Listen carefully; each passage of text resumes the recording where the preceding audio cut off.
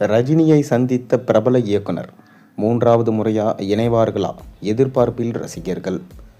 ஆர்யா நடிப்பில் உருவாகி வரும் வேட்டுவம் படத்தினை இயக்கி வருகிறார் பா. ரஞ்சித். கிட்டத்தட்ட இந்த படம் இறுதி கட்டத்தை எட்டியிருக்கு. இதனையடுத்து மீண்டும் ஆர்யாவை வைத்து படம் இயக்க இருக்காரு ரஞ்சித்.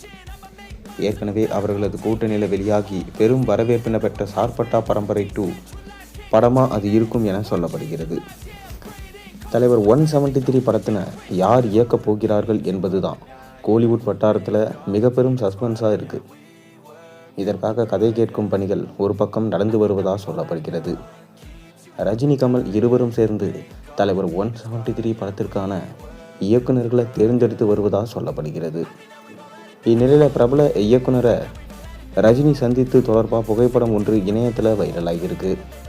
சென்னை விமான நிலையத்தில் வைத்து இயக்குனர் பா. ரஞ்சித்தை சந்தித்திருக்காரு ரஜினி.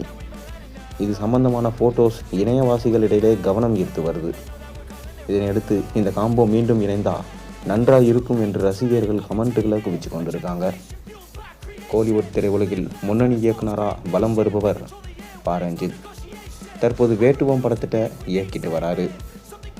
ஆர்யா நடிப்பில் உருவாகி வரும் இந்த படத்தோட ஷூட்டிங் மும்முரமாக நடந்து கொண்டிருக்கு. இதனிடையில் ரஜினி நடிப்பில் கடந்த 2016ஆம் ஆண்டு பா. ரஞ்சித் கபாலி படத்தினை இயக்கியிருந்தார். இதனையடுத்து இவர்களது காம்போவில் காலா ரிலீஸ் ஆனது. இந்த 2 படங்களும் ரசிகர்கள் இடையில் நல்ல வரவேற்பை பெற்றது.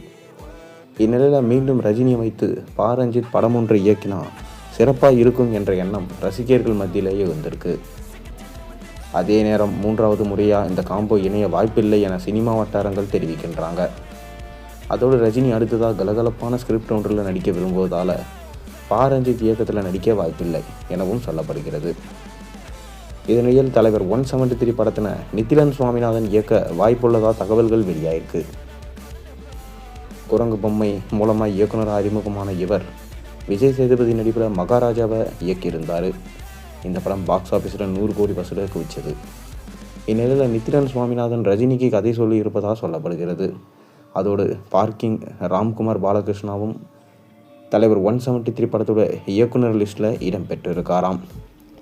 பொறுத்திருந்து பார்ப்போம் யார் தலைவர் 173 படத்தை எடுக்க போகிறாங்கன்னு.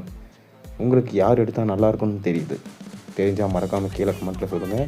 மேலும் சேனலில் போடுற ஒரு வீடியோஸும் பிடிச்சின்னா மறக்காமல் சேனலுக்கு சப்ஸ்கிரைப் பண்ணுங்கள், லைக் பண்ணுங்கள், பெல் ஐக்கனை ப்ரெஸ் பண்ணுங்கள். அப்போ தான் நான் போடுற வீடியோஸ் எல்லாம் உங்களுக்கு நோட்டிஃபிகேஷனாக வந்து சேரும்.